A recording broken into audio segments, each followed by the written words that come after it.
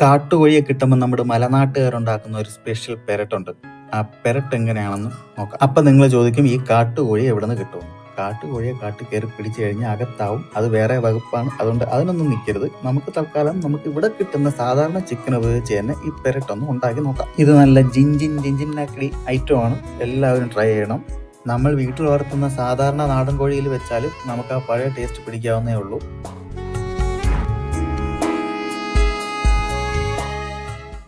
ഇത് നന്നായിട്ട് മിക്സ് ചെയ്തതിന് ശേഷം ഒരു 15 മിനിറ്റ് അവിടെ റെസ്റ്റ് ചെയ്യാൻ കൊടുക്കണം. ഈ റെസ്റ്റ് ചെയ്യുന്ന സമയത്ത് നമുക്ക് മറ്റ് പരിപാടികളിലേക്ക് കിടക്കാം. സവാള അരിയുമ്പോൾ നല്ല കിച്ചിക്കിച്ച അരിഞ്ഞ് ചെറിയ പീസാക്കിയാണ് എടുക്കാനുള്ളത്. എന്നാലേ അത് നമുക്ക് പെട്ടെന്ന് എളുപ്പത്തിന് വഴറ്റിയെടുക്കാൻ പറ്റത്തുള്ളൂ. അടിഭാഗം കട്ടിയുള്ള വലിപ്പമുള്ള ഉരുളിയാണ് ഇതിനു വേണ്ടി എടുക്കാനുള്ളത്. ശുദ്ധമായ വെളിച്ചെണ്ണ മാത്രമേ ഉപയോഗിക്കാവൂ, എന്നാലേ നമ്മൾ ഉദ്ദേശിക്കുന്ന ടേസ്റ്റ് ഇതിന് കിട്ടത്തുള്ളൂ.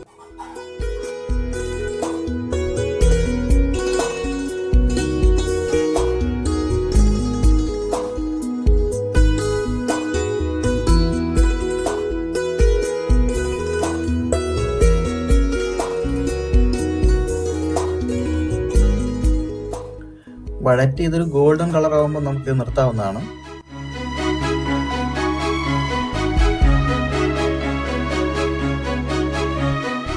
ഈ കാശ്മീരി മുളക് പൊടി ഒരു ഓപ്ഷൻ മാത്രമാണ്. അത് മുമ്പൊന്നും നമ്മൾ ഉപയോഗിച്ചിരുന്ന സാധനമല്ല. ഇഷ്ടമുണ്ടെങ്കിൽ ചേർത്താൽ മതി.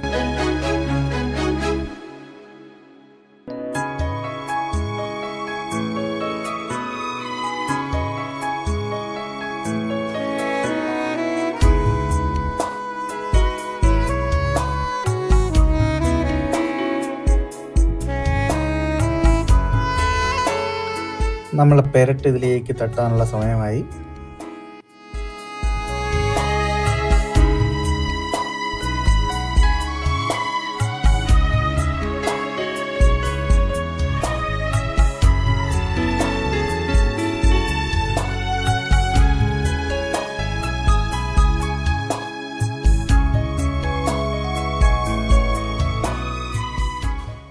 മല്ലിയിലയും ഇതിൽ വേറെ ഒരു ഓപ്ഷൻ മാത്രമാണ്. മുമ്പൊന്നും നമ്മൾ മല്ലിയിലയും ഉപയോഗിച്ചിരുന്നില്ല.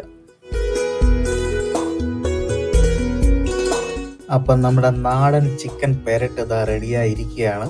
ചൂടോടെ കഴിക്കാം.